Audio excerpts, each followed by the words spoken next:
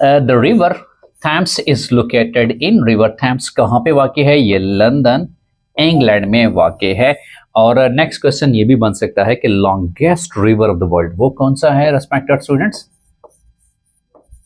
Longest river of the world वो कौन सा है बेटा? वो है नील, याद रखिएगा बेटा जी।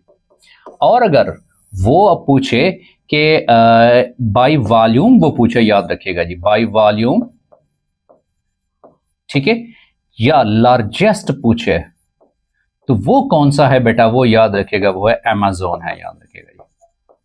और फिर रिवर रावी के हवाले से अपने ये सवाल याद रखना है बेटा, river Ravi, Lahore, so Lahore is situated on the bank of river Ravi, ये दरिया रावी के किनारे के ऊपर वाक़ है।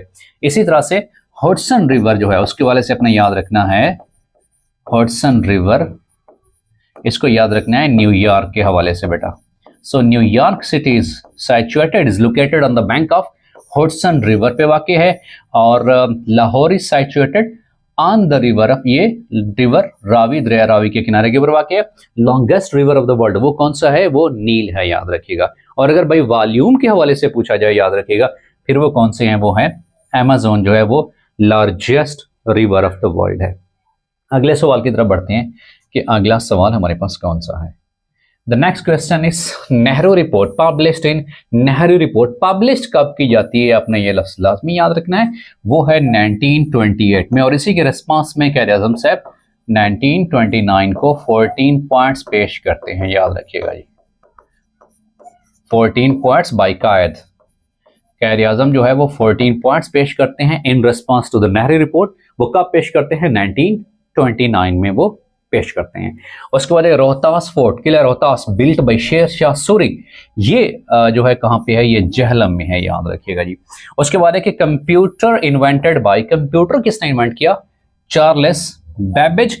और इसे कहा जाता है, याद रखिएगा, फादर ऑफ कंप्यूटर कहते हैं। लेकिन एक और टर्म आपने ख्याल करना है जी कि फादर ऑफ कंप्यूटर वो कौन सा है बेटा?